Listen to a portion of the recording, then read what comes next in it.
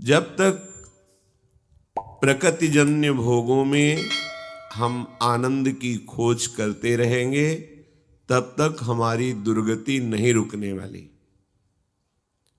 हम प्रभु के अंश हैं, अनजाने में भी हम प्रभु को ही चाह रहे हैं।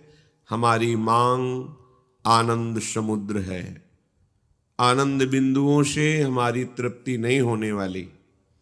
जैसे ओस कणों के चाटने से प्यास नहीं बुझती, ऐसे विषयों के भोगने से सुख की लालसा नहीं मिटने वाली।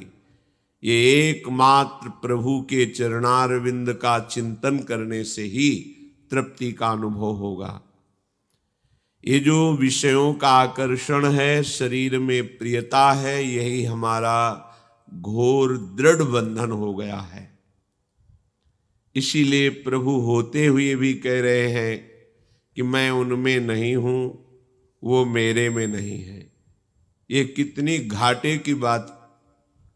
हमारे प्रभु कह रहे हैं, तुम यदि प्रकृति में आकर्षित होकर भोगों में रत हो तो मैं तुम में नहीं हूं, तुम मेरे में नहीं हो, ऐसे भटकते रहोगे। वस्तुतः प्रभु के सिवा हमारा अस्तित्व ही नहीं है। वही वो है, हम हैं ही नहीं।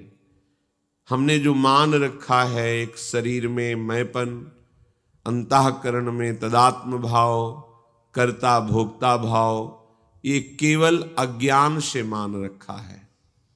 भगवद वाणी का श्रवण करने से हमारे हृदय की ये अज्ञान वृत्ति नष्ट हो जाती है। सुंदर विवेक का प्रादुर्भाव होता है। विवेक जो सत असत का निर्णय करता है, जाने हुए सत में उसकी स्थिति होने लगती है। बस फिर समझाने की जरूरत नहीं पड़ती। फिर अपने आप जो हमारी मांग है, मैं मरूं नहीं, मैं सदैव सुखी रहूं, कोई मुझे बहुत प्यार करे, हम सदैव आनंदित रहें, ये जो हमारी मांगे हैं, ये त्रिभुवन में कहीं किसी लोकांतर में, पद प्रतिष्ठा में, भोगों में कदापि नहीं हो सकती। ये एकमात्र हम भगवान के अंश हैं, तो अंशी से ही पूर्ण होगी। हमारी मांग अनजाने में भी श्री भगवान की ही हो रही है, क्योंकि मैं मरूं नहीं, अविनाशी का अंश हूं, इसलिए मेरी मांग है। मैं सुखी रहूं, क्योंकि सुख सिंधु का अंश है, इसलिए मांग है सुख। मैं किसी भी तरह से कैसे भी ऐसे प्यारे को प्राप्त करूं जो सदैव मुझे प्यार करे। पर हमारी खोज संसार में है, हम खोज कर रहे हैं, कोई हमें प्यार करने वाला मिले। बार बार धोखा मिलता है, प्यार तो कहीं मिल नहीं रहा, फिर भी आशा है कोई प्यार करे। तो अहेतुकी प्यार करने वाले केवल प्रभु हमारे जो अंशी हैं, श्री हरि, वही है। दूसरा कोई तुम्हें प्यार नहीं कर सकता।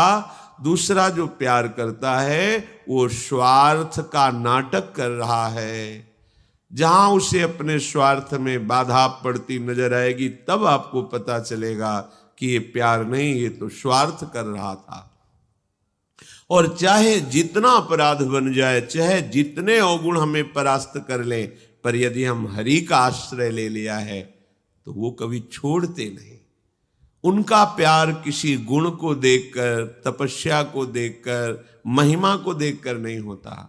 ये मेरा है, बस इस भाव से प्रभु का प्यार होता है। और हम यही तो चाहते हैं कि कोई मेरे गुण दोषों को ना देख करके केवल मेरे से प्यार करे। वो केवल प्रभु कर सकते हैं। तो जब जांच हुई अंदर से चिंतन के द्वारा, तो पता चला कि हमारी मांग तो सिर्फ श्री भगवान में है। मैं अविनाशी, मैं सुख स्वरूप, किंचित मात्र जहां दुख का लेश न हो और मुझे प्यार मिले, तो प्यार समुद्र है, प्रेम समुद्र है, आनंद समुद्र है, ज्ञान समुद्र है। यही तो हमारी मांग है। पर हम प्रभु से विमुख होकर के जगत, भोग, व्यक्ति, वस्तु, स्थान, इसमें भटकते चले जा रहे हैं। और ये बात समझ में नहीं आ रही, भटकते जा रहे हैं, पुराने छूटते जा रहे हैं, नए संबंध बनाते जा रहे हैं, पुराने संबंधों की स्मृति से हमारा मन भरा हुआ है, नए संबंध और भरते चले जा रहे हैं। जहां हमें पूरा का पूरा मन निर्मल करना है वहां हम और प्रपंच भरते चले जा रहे हैं, केवल इस बात के लिए मैं सुखी हो जाऊं, मैं मरूं नहीं, मैं दुख का लेश कभी ना देखूं, पर दिशा गलत हो गई है। ये बहुत बात चुभती है। श्री भगवान कह रहे मैं उनमें नहीं हूं, वो मेरे में नहीं, बड़ा घाटा हो गया। जो सर्वत्र हैं, सब रूपों में हैं, वो कह रहे हैं जो प्रकृति की तरफ आकर्षित होकर भोगों में लगे हुए हैं, हमारे वचनों का पालन नहीं करते हैं, मेरे आश्रित नहीं हैं, वो मेरे में नहीं, मैं उनमें नहीं हूं। ये बहुत घाटे की बात हो गई। प्रभु कह दे जाओ तुम्हें जो मन आवे सो करो, भोगोगे। ये कोई अच्छी बात नहीं हुई, ये हमारे लिए सबसे बड़ी हानि की बात हो गई। जब प्रभु डांट के कहें कि मैं देखता हूं तू कैसे मनमानी कर सकता है, अब ये अच्छी बात हो गई, अब आनंद होकर नृत्य करो, अब तुम्हारा कोई बाल बांका नहीं कर सकता, क्योंकि वो कहते हैं ना कि मैं देखता हूं तुम कैसे कर सकते हो, तो कर तुम, अकर तुम, अन्यथा कर तुम, सर्व समर्थ प्रभु ने मेरा ठेका ले लिया, अब मस्त रहो, कोई बिगाड़ नहीं सकता। पर हाय कितनी दुख की बात हो गई, प्रभु कह रहे मैं तुम में नहीं, तुम मेरे में नहीं हो। यद्यपि वही वो हैं, उनके सिवा हमारा अस्तित्व नहीं है। जैसे श्री भगवान कह रहे यथाकाश स्थितो नित्यम वायु सर्वत्र गो महान तथा सर्वाणि भूतानि मति स्थानीत्युपधारय।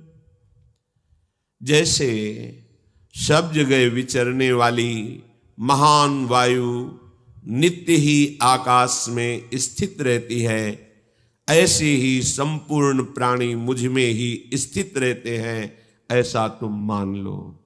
देखो फिर कृपा करके बोले, पहले के श्लोक में कहा मैं ही सबको व्याप्त करके विराजमान हूं, पर मैं उनमें नहीं हूं, वो मेरे में नहीं है। कौन? जो प्रकृति के आकर्षण में अपने स्वरूप को भूल गए, अपने अंशी प्रभु श्री हरि को भूल गए। भगवान ने अपना परिचय बताया है, मैं क्षर और अक्षर से भी अतीत हूं। क्षर नाशवान, ये तीनों देह से लेकर तीनों लोक, अक्षर जो आत्मस्वरूप, इससे भी मैं अतीत हूं। क्योंकि जब आत्मस्वरूप में स्थित हो गए तो ये अतीत शब्द इसी में समा जाएगा। पर जब तक आप देह भाव में स्थित हैं तब तक इस शब्द को नहीं जान पाएंगे। यह अध्यात्म है। कहीं भी शब्द है वहां पुलाई है, जहां पुलाई है वहां आकाश है। आकाश के बिना शब्द की सत्ता ही नहीं। जड़ चैतन्य जो भी, वो सब प्रभु में है। प्रभु है तो वो है, उन्हीं से सबकी सत्ता है। पर कभी ऐसा प्रभु हमारे प्रति न कह दे कि तू मेरे में नहीं, मैं तेरे में नहीं। ये सावधानी रखो। जब लोग प्रश्न करते हैं कि भगवान ने सबको, उनको बचाया, उनको बचाया, इनको क्यों नहीं बचा लिया, तो ये उत्तर सुनो, मैं तुम में नहीं हूं, तुम मेरे में नहीं हो। क्यों? क्योंकि तुम प्रकृति को स्वीकार करके उसके भोक्ता बन बैठे हो। इसलिए अवश्य में भोक्तव्यम कृतम कर्म शुभाशुभम, अपने शुभ अशुभ कर्मों का फल भोगो, जाओ। अगर आश्रित हो गए अपने अंशी प्रभु के, तो सच्ची सच्ची वो निहाल कर देंगे, वो बचा लेंगे। इस काम क्रोध लोभ मोह मद मत्सर की ज्वाला से बचा लेंगे। सब जल रहे हैं। भगवान कह रहे यथाकाश स्थितो नित्यम वायु सर्वत्र गो महान। जैसे सब जगह विचरने वाली महान वायु, उसकी स्थिति आकाश में ही रहती है। कभी बहुत जोर से, कभी सामान्य रूप से, कभी एकदम निष्पन्द, पर वायु है, वायु की सत्ता विराजमान है। कहाँ? आकाश में दिखाई देगी सब जगह, लेकिन नित्य स्थिति उसकी आकाश में है। कहीं बड़े वेग से चलते दिखाई देगी, कहीं निष्पन्द रूप से, कहीं सामान्य रूप से। आकाश से वायु अलग हो ही नहीं सकती। इसका तात्पर्य जीव भगवान से अलग हो ही नहीं सकता। कहीं वो जड़ रूप से दिखाई दे रहा है, कहीं चैतन्य रूप से दिखाई दे रहा है, पर वो है भगवान में ही। अपने लोग ऐसे माया के अज्ञान से युक्त है कि हम भगवान को खोज रहे हैं। खोजना नहीं, उनके होना सीखो। हो गए तो वो प्रकाशित हो जाएंगे, तुम्हारी खोज खत्म हो जाएगी। हम बहिर्मुख हैं, खोजेंगे तो बाहर ही खोजेंगे, पता नहीं चल पाएगा। घर में खोई हुई वस्तु बाहर जीवन भर खोजते रहो, नहीं मिलेगी। वस्तु की प्राप्ति के लिए लौटना पड़ेगा, बाहर से लौटना पड़ेगा। अंदर आओ, अपने घर में जो खोई वस्तु घर में ही मिलेगी। ऐसे ही बहिर्मुख इंद्रियों के द्वारा मन सहित विषयों में विचरना, अनंत जन्म हो गए अभी तक नहीं सुख प्राप्त कर पाए। सुख पाना है तो घर में ही खो गया है। अंतर्मुख हो। सर्वात्मना न विसृजेत बहिरिंद्रियाणि, अपनी इंद्रियों को छूट मत दो, बहिर्मुख मत बनाओ, अंतर्मुख हो। हृदय की तरफ लौट पड़ो, और जब ढूंढोगे तो हृदय में ही वो मुस्कुराता हृदय विहारी प्रभु दिखाई देगा। हृदय आनंद समुद्र से भर जाएगा। वायु को आकाश में नित्य स्थित बताने का तात्पर्य है कि वायु चाहे भी तो आकाश से अलग नहीं हो सकती। ऐसे ही हम चाहे भी तो प्रभु से अलग नहीं हो सकते। वो हम में है, हम उनमें हैं। वो इतने सूक्ष्म है कि छोटे से छोटे अणु में भी विराजमान है। इतने महान है कि सब चराचर जगत उन्हीं की गोद में बैठा हुआ है। इसलिए तीनों लोक 14 भुवनों में जितना भी जीव है वो किंचन मात्र भी स्वतंत्र नहीं है। प्रभु से कभी अलग हो सकता नहीं, अलग है नहीं, अलग हुआ नहीं। बस ये भ्रम से प्रभु को भूल करके शरीर राग में, भोग राग में ऐसा फंस गया कि जन्म जन्मांतर भटकता चला जा रहा है। बिना किसी लक्ष्य के भटक ही रहा है। कितने कल्प युग व्यतीत हो गए। देखो कैसी सोच है। बच्चापन खेलने में गया, जवानी हुई, ऐसा लगता है जीवन का परम लाभ है। ब्याह आदि हुआ, घर गृहस्थी भोगी, बच्चे हुए, उनकी पढ़ाई लिखाई, मृत्यु आ गई, हाथ कुछ नहीं लगा। जिस खोज के लिए आए थे उसको हम भूल गए। माया ने कैसा जाल फैलाया, हमें लगा अब यही सत्य है। बोले अब सब कुछ हो गया, ब्याह भी बच्चों को हो गया, अब सब काम हो गए, बैंक बैलेंस भी है, अब तो बढ़िया। लेकिन जिस कार्य के लिए आए थे वो तो शुरुआत भी नहीं की। फिर मरे, फिर वही जन्म, फिर वही बात शुरू। कब से शुरू है? तो हमारा लक्ष्य क्या है? भगवत प्राप्ति, प्रभु में तन्मय हो जाना, शरीर का राग, भोगों का राग छूट जाना। ये लक्ष्य नहीं बना रहे, भटकते चले जा रहे। कोई भाग्यशाली सत्संग के प्रभाव से अपने लक्ष्य को दृढ़ कर पाता है। ये विशेषता से बात समझ लो। चाहे प्रलय हो, चाहे महाप्रलय हो, भगवान के सिवा तुम्हें विश्राम मिलने वाला नहीं। प्रलय हुआ, ब्रह्मा में समिट गए। महाप्रलय हुआ, ब्रह्मा सहित प्रकृति में, प्रकृति परमात्मा में। फिर समय आया, फिर प्रकृति से ब्रह्मा, ब्रह्मा से संपूर्ण सृष्टि। ब्रह्म मूल प्रकृति, त्रिगुणात्मिका प्रकृति, महातत्व अहंकार, सृजन प्रारंभ, फिर लय, उल्टी रीत। कब तक ये चलता रहेगा? आप थकते नहीं है सोचकर? बार बार जन्म, बार बार मरण, बार बार भोग, बार बार चाह। मलिन हृदय इसलिए नहीं थकते हो, नहीं तो सोच के तुम भयभीत हो जाओगे। और भयभीत होना बहुत अच्छा है। यदि भयभीत हो गए तो प्रभु की शरण तुम्हारे हृदय में मांगने की बात आ जाएगी। तो जो शभीत आवाज सरनाई, तो रखियो ताहि प्राण की नाई। बड़े कृपालु प्रभु हैं, जिनको यहां विषम परिस्थिति देकर के साधु संग दे देते हैं। बड़ी कृपा समझो, जिनकी सारी अनुकूलताओं को नष्ट कर देते हैं और एक मार्ग बना देते हैं। चलो अब तो एक ही मात्र उपाय है, संतों के पास बैठे, उनकी बात सुने, फिर हम समझें कि हमारा लक्ष्य क्या है। अब तो हमारा कोई नहीं रहा। ये सबसे बड़ी कृपा होती है। जब किसी पर एक कृपा होती तो चूंकि सन्मुखता ना होने के कारण फिर वो भगवान को भी कोसता हुआ उन्हीं विषयों की प्राप्ति के लिए असत मार्ग का आचरण लेता, चोरी, हिंसा, बलात्कार आदि आदि। बड़ा विचित्र खेल। भगवान कृपा करते हैं, वो उस कृपा को ठुकराकर असत मार्ग ले लेता है। जीवन के विभिन्न स्तरों पर हम न जाने कितने कितने स्वांग करते चले आ रहे हैं। बस एक ही लक्ष्य था सब स्वांगों का कि मैं निहाल हो जाऊं, निष्काम हो जाऊं, आनंदित हो जाऊं। पर किसी भी स्वांग से मुझे ये बात प्राप्त नहीं हुई। बार बार थोड़ा सा सुख और महान दुख यही भोगते चले आए। दुख का परिणाम भोगते हुए सुख की लालसा में जीवन भगवत विस्मृति के गर्भ में गिर गया। एक एक शब्द, सुख की लालसा में भोग रहे हैं दुख, और प्रभु की स्मृति, प्रभु का भजन त्याग दिए हैं।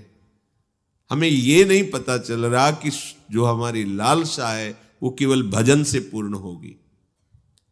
नए नए भोगों की चाह, नए नए आभावों का हृदय में दुख ज्यों का त्यों बना हुआ है।